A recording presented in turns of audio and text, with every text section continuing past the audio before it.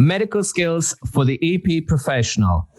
Should it be mandatory? Should they be improved? Should we have a paramedic embedded in the team? Big questions this week with Paul Steward of Platinum Oak. Welcome to the Circuit Magazine, the #1 source of information on protection matters, the industry-leading magazine for all security professionals who want to stay ahead of the game. Welcome to the Circuit Magazine podcast. I'm Phelim, and this week I'm joined by Shaun West, Jon Moss, and Elijah Shaw. We're talking medical skills for the executive protection practitioner, and we're going to be interviewing Paul Steward of Platinum Oak. Big topic, should we have embedded paramedics? What's the role of a tactical medic? And has the EP professional truly forgotten all of their skills? Elijah, what's your take on this? Surely, post-COVID, we're going to go back to thinking about this topic. I think we're thinking about it even during COVID. The subject of medical skills is one that everybody says, oh, of course we need it. But then the practicality is, are we actually preparing ourselves for in the field if something was to go wrong? Particularly on the U.S. side, all the guys talk about guns and marksmanship and firearm skills, but it's, way more likely that we're going to be using medical skills. A trip and fall, a headache, something, nausea versus actually getting into a shootout. Absolutely. No, these are key skills, less glamorous, perhaps. Shaun, do you feel this way? Are these less glamorous skills that perhaps some people in the sector have forgotten? I don't think they've been forgotten. They are essential. It's one of the most essential facets of an EP or post-protection operative. I'm looking forward to hearing the takes off the podcast because it's one of them things that all the teams I've worked on, it's a huge skill fade with medical training. You need to do it year in, year out. It's not something you do. I think the qualification lasts 3 years or something like that. We need to be doing this, refreshing regularly. If your principal collapses down with a heart attack, you don't really put your hand up and say, hey, what do I do? Who do I call now? You need to have learned and refreshed these skills along the way. Absolutely. And if COVID has taught us anything, we used to say, okay, maybe bring a medical doctor into an area where there are no hospitals. But actually, big crises could mean you can't get to a hospital, even in an area you normally anticipate. Jon, do you see this topic of embedding a medic or embedding an MD, increasing, or is this just a COVID thing? It is a COVID thing. It's definitely brought the subject into mainstream thinking, and especially amongst those who can afford it, right? So high net worths, VIPs, and of course, people who have security assigned to them by the state. So yeah, I think this is a question which is going to rear its head a lot more, and we're going to see the demand for paramedics increase for sure.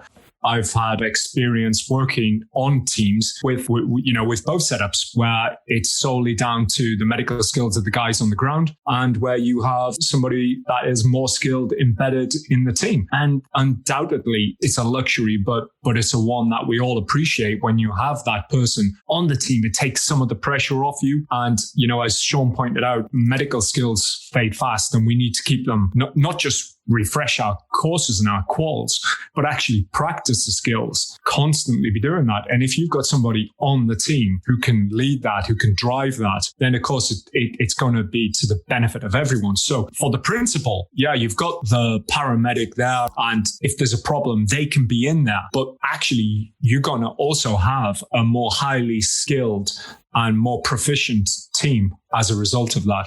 I also think that just in terms of having a niche, increasing your marketability in the industry. If you've got, those medical skills under your belt, Shaun will tell you that, every team needs one. So already, if all things are created equal, you're going to stand out in the pack. Absolutely. And we're going to hear from Paul as to how to make this a little bit more attractive, I guess. But Elijah, especially in the States where, as you say, some skills are maybe more attractive to be trained on because maybe they are more enjoyable. I don't know. I'm just putting that out there. How can we make these things more attractive for people to learn? Employability is one, but are there any other angles? I'm just a big fan of case studies. And if you take a look at, how many times someone in our profession has had to use their firearm to protect their principal versus how many times someone in our profession has had to use medical skills in order to protect the principal. I mean, the deck is just stacked in one way versus the other. So yeah, it's not as sexy, but it definitely is just as much, if not more so, useful. Let's hear from Paul Steward, Platinum Oak, great contributor to the Circuit magazine and many conferences you might have seen him at. It's going to be a great pleasure to hear from him.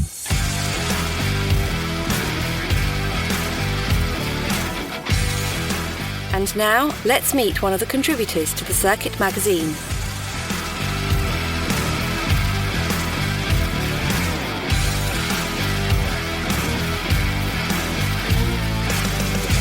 Hi, we're here with Paul Steward, Managing Director, Platinum Oak, close protection paramedic, medical and mental health trainer. It's a pleasure to welcome you on the podcast. How are you doing? Yes, very well, thank you. It's nice to speak with you again. It's been a couple of months, so good to be back. Always good to catch up. For those in the audience, could you tell them a little bit about yourself and your background? Certainly. So in terms of medical background, I've been a NHS frontline paramedic for just over a decade and clinical mentor, and also had quite a footprint in the private sector as well. So large events, air shows, political events and the like. So I've seen quite early on there's a big gap in terms of the close protection side and executive protection. And I've spent the last 5 to 10 years really trying to bridge that gap and introduce the benefits that can be brought from professional healthcare provision into the executive and close protection arenas. So as well as the frontline experience I have, I've been medical bronze liaison for NATO summits. I've advised ultra high net worths. More recently, we've been providing kind of COVID response and up to critical care level response should it be needed for some clients. So it's really an interesting time to be involved in this medical close protection, if you like. It is indeed. It's flavor of the month, for various reasons, which everyone is, of course, very much aware. We're here with Jon Moss and Shaun West and myself. We're going to go through a series of questions to tease out some of the peculiarities and intricacies of what's going on at the moment. Jon, over to you. Hi, Paul. Great to have you here. One of the things that the circuit really tries to focus on is training, development, improvement, particularly as it relates to gap training. That's always been something that we focused heavily on. With that said, I was wondering if you could explain a little bit where you see the current skills gaps in the physical and corporate security world. I think really there are kind of two main focuses for this. Firstly, there are the physical medical skills, but then also there's also the consideration around planning and almost a needs analysis as to what can we do in the here and now, and at what point, if we do need to go to that next level of care, do we have ready access to that and a plan for that? So I would say in terms of the physical skills, there's actually a reasonably good standard now, I would say, in terms of what's expected of an EP or CP professional, whilst the SIA minimum standard is probably a little lower than we would like. I think it's fairly mainstream now that we would consider something like the FREC courses or the first person on scene courses to be kind of the baseline industry standard. So actually in terms of dealing with that initial kind of catastrophic bleeds or that immediate trauma intervention, I think we've come a long way, and actually that's a really positive step. I think probably where the gaps are at the moment are perhaps in the less explosive emergency, if you like, the more medical emergencies, whether that's seizure or severe breathing difficulties. In that case, it's still a case of identifying it and pretty much immediately calling for that professional support. We haven't got the capabilities yet to kind of immediately support that medical emergency in the same kind of way, and also more routine things. So what do we do if the client needs to go to hospital, or if they've got a procedure? Does it have to be done at the clinic, or can we do it at home? I think in the context of kind of the planning stages, again, professional teams are very good at making sure every operative has a good base level, and are more and more bringing in professional medics or paramedics or doctors. But we do a lot of preparation for what might happen and invest in what might happen. There's still a lag in terms of what do we do if this actually happens? And we see that both in the private and the public sector, with royalty, diplomats, where we've had teams on occasion that I've spoken to who have not got the kit they need or have elected to remove kit because they haven't been able to invest, exactly as you say, in the training to maintain competent use of that kit. So I think those are probably the main areas. I would say the three broad considerations for anyone on a team considering this are kind of broad awareness of what's going on. What are your actual risks, whether that's your targeted trauma or poisoning, pandemic risks, but also your general kind of medical and trauma risks, whether that's emergency or urgent. Mitigation considerations, so how are you going to analyse what you need in terms of kit and training, robust biosecurity at the moment and monitoring that, and having a generally good awareness of your client's medical needs, and then preparation of needs. So where does your current capability end, and how can you either extend that within the team or have a trusted provider should you need to outsource that a bit more broadly? Yeah, I would agree with pretty much all of that, Paul. It's certainly been my experience that the baseline of training in the CP world is actually at a pretty good standard. And there's certainly enough courses out there. It's not like you need to go digging or do any vast research to be able to find good, high standard basic training out there.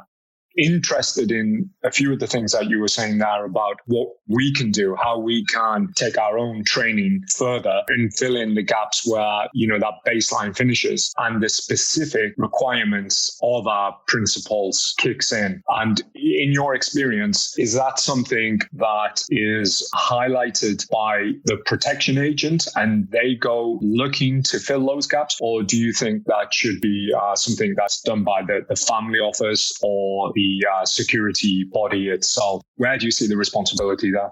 I think actually that's a really valid and kind of critical appreciation of the situation, that whilst we're talking in an executive protection or close protection context, a principal or a client doesn't necessarily associate their medical and health wellbeing and protection with the security. I think quite often that is viewed in two separate silos, if you like. So often that comes from kind of the PAs or family members who are reaching out to try and secure that medical expertise or to undergo procedures, and then forms a security team to kind of catch up with it. Whereas I think we are starting to see a bit more of a dynamic shift towards kind of proactive protection professionals, genuinely seeing the health and well-being of their clients as a primary concern of the security team. It's no longer just the security team premise to stop physical attacks or reputational attacks. Pandemic has shown us that, but actually I'm quite keen to not get too embroiled in just the pandemic. For years we've been saying, what happens when the principal has chest pain? You've got all these hundreds of thousands or millions of pounds worth of security considerations, and the first thing you do is dial 999, 911, 112, and have complete strangers turn up in an unvetted vehicle, start giving drugs to your client you have no idea what they are, and potentially drive them away to a clinic with none of you on board. So to me, it's actually a fairly significant bubble burst, if you like, at that point in need. So absolutely, as you say, should be the consideration of the security professionals, but will likely, until things really kind of move on, will likely and essentially require close liaison with the PAs and with the family themselves until their mindset changes as to where that belongs. Yeah. The real challenge there is getting the PAs or getting the principals to be upfront with the current medical condition of the clients and allowing for that training to take place. But yeah, thanks, Paul. Yeah, I think we're all in agreement. Medical training as part of the CP team is, it's one of the most important facets of keeping our principals safe. It's not just reputational management or protecting them from physical harm, but the medical area is somewhere where you get great skill feed amongst teams. So all of the teams, I know Jon's worked with me a long time, and all of the guys on the CP teams, they refresh their skills on a yearly basis, and they do ongoing training also. I know the standard, they say, FREC, I believe, is once every 3 years. Yes. Recommendation for it annual, but the requirement is only every 3 years. Yeah, you're absolutely right. Yeah, I mean, we like to do, a full, refresher every year, not just a refresher training, the full course again, just to keep the guys current, because there is a lot of skill feed there. With that in mind, how can we develop the competency of corporate security to understand the medical requirement as part of a risk assessment? I think first and foremost, as you've said there, there is a vast difference between people who are just achieving the minimum standards to exist and those who are taking this seriously and actually understand you do need to maintain this training, as with anything, to avoid that skill fade. I think to an extent, actually, as healthcare professionals, there's some work that I or we can do to kind of discern what actually is the difference between a medic and a healthcare professional.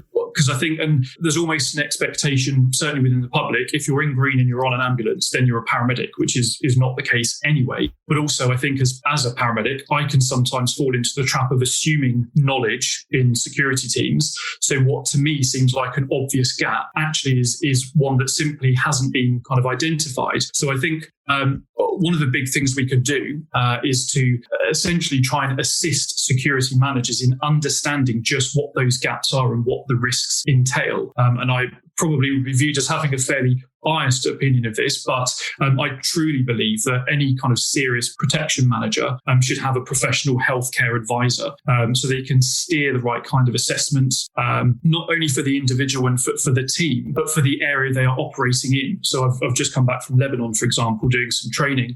The considerations and the available resources there are vastly different to what you would find in London, for example. But even within the UK, there are differences, but you can't expect people to know that. So I think if you can engage with a professional healthcare expert and advisor, you cover the whole gambit from the analysis, the training and kit provision, but also if you do have to call upon someone because you think there's a risk in an event, so you want that paramedic or doctor there, or you have a longer term care concern, you've already got that relationship, you've got that trust. And critically, it's not just a healthcare provider, but it's an executive protection expert healthcare provider. It's merging those two worlds rather than them continuing to be silo working and completely separate elements that only come together when the need arises. I think integration of those two functions is absolutely paramount. No, totally agree. I mean, we have within the teams we work with, on one of the teams I work, we have a guy, he hasn't quite reached the paramedic level yet, and we don't have a paramedic on the team, but the onus is placed on him to be in charge of the med kit, the equipment, making sure guys' training is in date. So whilst it hasn't merged completely with the full healthcare professional, but I think within every team, yes, you should have someone who's a higher level of training and medical awareness who can keep on top of that and keep the guys up to speed and ensure everything's tickety-boo. Yeah, and I think actually, as you say there, kind of having that on-the-ground medical lead is invaluable, but it's sometimes perhaps missed that we can do a lot to support that person even without physically being there. With the developments within telemedicine, so that we can live monitor a client of ours anywhere in the world with the devices we have. You've got a more experienced kind of expert eye on the ground, our eyes and ears.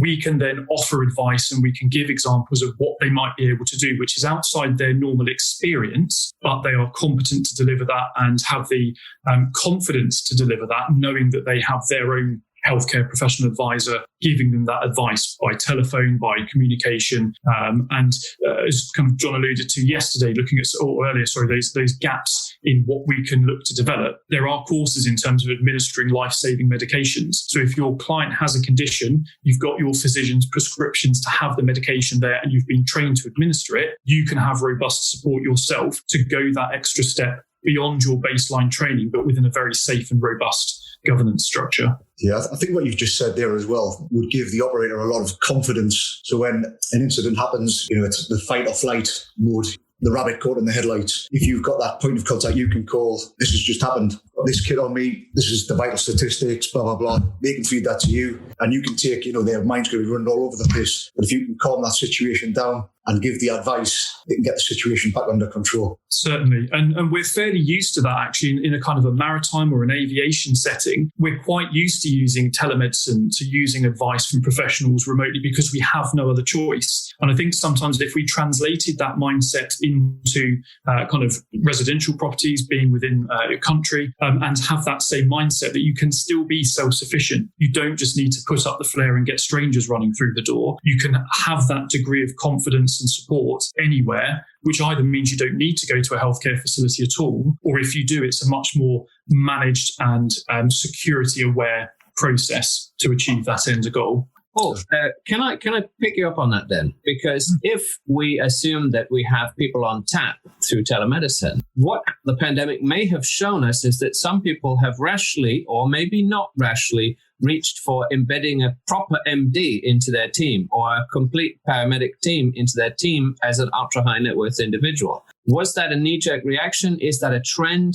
Is it advisable? And how do we balance that with using your own skills when, in fact, you do have telemedicine on tap? So I think probably there's an element of both. I certainly think given what we were perhaps expecting and to a degree are now very conscious will be happening, embedding a paramedic or an MD is a valuable consideration. I think sometimes what we, again, in terms of education here is it's not just a case of are they a doctor?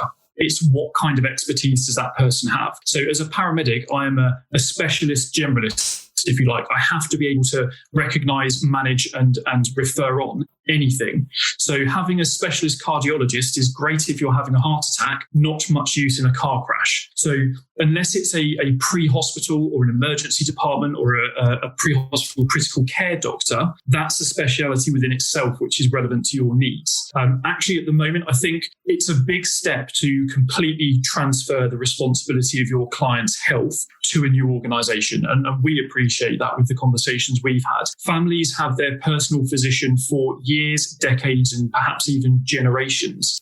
But actually, if we can align with those, have those kind of professional discussions with that family physician so that they are fully aware of the history of the client and the client has their trust, but we can expand what's able to be done with the client anywhere, even if the physician is not there. It's an addition to that service rather than a replacement. In time, of course, and if budgets were to allow, I think those with the capability will seriously consider having embedded paramedics, or at least on the telephone to ring up for advice. But in terms of an MD, yes, they have a place, but it's going to be interesting to see where this transition happens between starting afresh with a doctor and what scope or skill set that doctor has, because the professional physician as a GP has the greatest breadth of knowledge without the specialism, whereas your specialist is only relevant to that circumstance. So it's a fascinating concept to have. Absolutely, because we sort of saw that anecdotally in March, April time when people required things that they might require from a far-flung country in a rather modern Western country. Yes, and we were part of that. I mean, we were bridging that gap, essentially. We were firsthand very conscious of what the link would be with the already in existence physician. But sometimes, again, with the pre-hospital scares, it's not just even a paramedic, but you need the paramedic with also the critical care access, with the knowledge and understanding of using ventilators if need be, but also having our kind of inline support with consultant anaesthetists, with pre-hospital consultants. So you really do have that robust process in place. So get what you're saying there about embedded paramedics, retained GPs and physicians and so on. Moving on from that level of care into thinking about it more generally, and also I'm aware that you said you don't want to get pulled too heavily into the pandemic here. And I understand that as well. And as soon as we start overtraining for one thing or over focusing on one area, we'll end up with skill fade and we'll miss other areas. So I get that. But given the situation as it is at the moment, what can we do moving forward to be better prepared so that we're not caught out if we find ourselves in a similar situation again with a virus? I think it's a well-worded question, because you haven't said intentionally, what do we do about the coronavirus? What do we do with COVID-21, for example? And that's really valuable, because actually, other than the specific vaccines, a lot of the considerations around either trying to avoid or dealing with this kind of pandemic would be applicable to any virus, to any kind of contagion. It's baseline actions which would be applicable in any situation rather than just COVID-19 at the moment. I think one of the big things that has come out of this is kind of your continuous consideration for your bio bubble. So whether you actually moving forward do have greater consideration for interactions between a client and those immediately around them, and necessarily so, but those wider afield. So at the very highest ends in terms of kind of government leaders, that is in place in some circumstances, and was prior to this, testing of staff and just no interaction with the public. Perhaps we do need to look at a different approach in terms of hygiene and social distancing, and we forever move away from the handshake,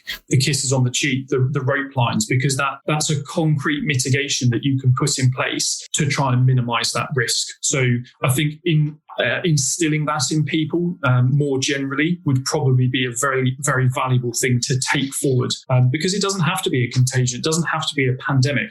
They can catch the flu. They can catch diarrhea and vomiting from that person they've shaken hands with. So either preventing that or having very robust kind of hand hygiene considerations thereafter. From the planning stage, I think we are better prepared now, but we need kind of robust immediate actions for if we see in 2, 3, 4 years' time another upsurge in a potential virus, it's going to be acting far more quickly to lock that residence down, lock that business down, and stop the ins and outs from a much earlier point. And similarly, what to do if your client does become symptomatic, because that is relevant today, tomorrow, next month, next year. What are you actually going to do if the client shows symptoms or has been exposed to someone with symptoms? Do you treat them in situ? Do you take them to a nominated facility? And what degree of control do you have over that?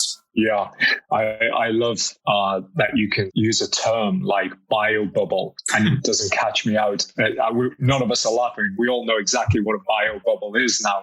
And that's an interesting point that you just highlighted there with what do we do going forward. And I think that our exposure to this pandemic has created baseline understanding of how to deal with something like this that I'm sure not a lot of us will forget in a hurry. So yeah, it does make you think that lessons can be learned from this and can be put into practice moving forward. You did highlight a couple of things there, such as handshaking, the kiss on the cheek and that sort of stuff. And it just made me realize how much of these things are actually really cultural and really deeply embedded and probably will take a little bit more work, I would imagine, to replace. I'm not sure if the fist bump is here to stay for all of the high net worths yet. I don't know. We'll have to see. I guess only time will tell on that one. Fantastic. Well, I love it. Biobubble, fist bump, lots of terminology we're all getting used to. Of course, this is not Ebola at the moment, and we have to plan for all sorts of viruses and health considerations. So I'm pleased that we did a tour de force around the whole topic, because, of course, somebody might listen to this podcast in a year's time, and there might be some new thing, and they're equally applicable. But of course, we need to do it, case by case. Paul, what's next for you? So next for me, I suppose, is continuing to develop our kind of capabilities, particularly around the kind of the telemedicine and support for clients, because I think actually that's going to be a really emerging kind of expertise, if you like, and something that people will look for in the same way that people have gone through the ideas of I want a super yacht, now I want 6 super yachts. Okay, that's getting boring. Now I want a submarine and a helicopter. We are actually at a point now where people are very seriously considering medical facilities within their own residence or what can be achieved on their own aircraft, rather than calling in an aeromedical evacuation. Use the assets you already have. So those are some really interesting projects moving forward, and continuing with the clients we have and some training in there as well. So it's I won't be getting bored anytime soon. Fantastic. Well, Paul, and of course our hosts, Shaun and Jon, thank you very much. It's been a pleasure. Great to see Paul. Love his articles and love that interview. Medical skills, especially in this time, very, very important. Of course, should we embed an MD? Should we embed a paramedic? Should we just improve our own skills? And of course, that old adage, your medical kit is no good in the boot, out of sight, out of mind.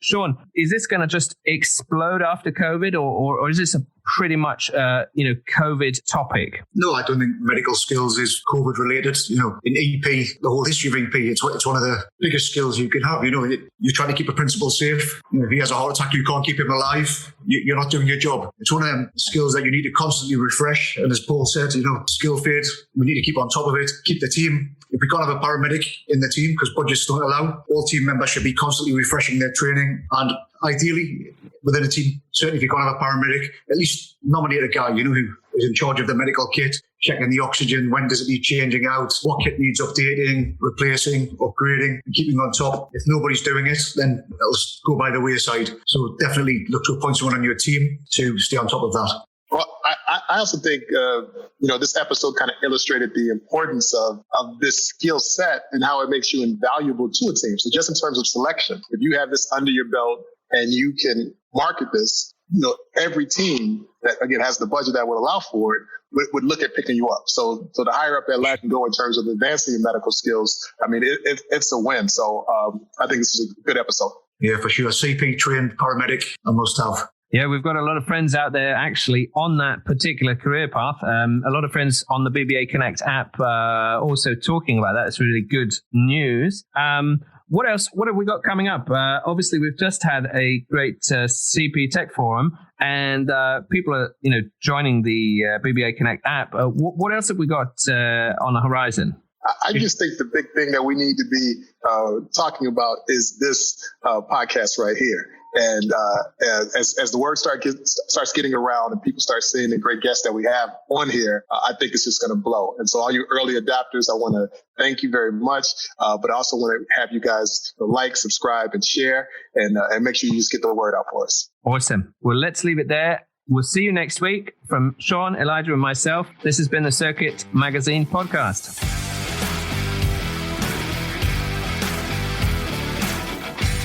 You have been listening to the Circuit Magazine podcast. Be sure to subscribe and be sure to not miss an episode.